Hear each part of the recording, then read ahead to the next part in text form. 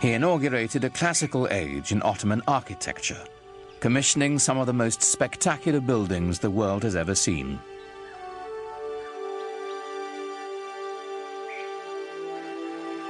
Suleiman was in a unique position of wealth and of consolidation, and he focused his attention on developing monumental architecture to commemorate his great dynasty and himself. Great religious architecture can really give people a sense of what is at the heart of the faith. Grandeur and majesty are the things that come to mind when Muslims think about God. A building that is grand and majestic can immediately remind people of the glory of God. Suleiman's chief architect, Sinan, was a man whose vision perfectly complemented the empire builder. Sinan perfected the signature structure of Islam, the domed mosque. His career spanned half a century and produced well over 300 buildings, including the refurbishment of one of the most important monuments in Islam, the Dome of the Rock in Jerusalem.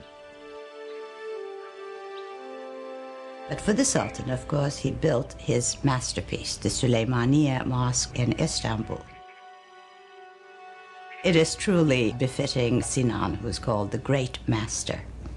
These buildings were horrendously expensive, huge things that took many, many years to build, and a great deal of architectural talent and engineering skill and engineering experience. When they built a mosque like the Süleymaniye, they were doing it to say, yeah, I've got the power, I've got the money, I am the Sultan, I'm the King of Kings. But at the same time, there was also tremendous spiritual value in these things. The symbolism is not only that of empire, but of faith. In the spirit of Muhammad's teaching, the Great Mosque was a center of social services, complete with a hospital, school, and library. At its inauguration, it's said Suleiman gazed at it with awe and exclaimed, "O Solomon, I have surpassed thee."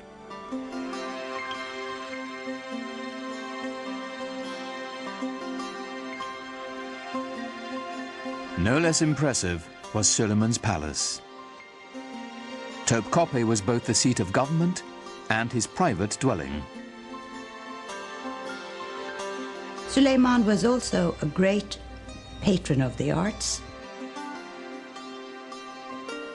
And since the empire was very rich, the best artisans were there. So everything started flourishing. The architecture or the arts of his period show the first golden age of the Ottoman world.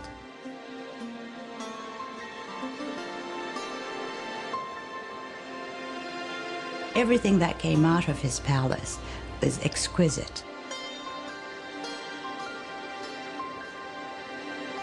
Suleiman himself was a goldsmith.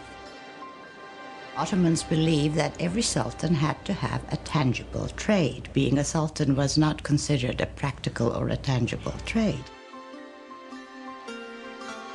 And he was a very demanding patron, insisted on checking the work, even commissioned few things.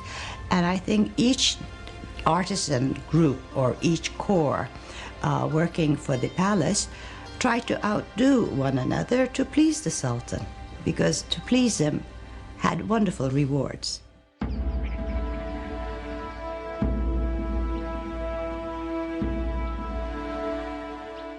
And the Ottomans, of course, exercised quite a lot of influence on the European imagination, and the royal and the political, if you will, ceremony and pomp of the Ottomans was such that it would have humbled any citizen of the known world then. This was arguably one of the greatest world empires, and European observers could not walk away without feeling of respect for the sheer power of the Ottomans.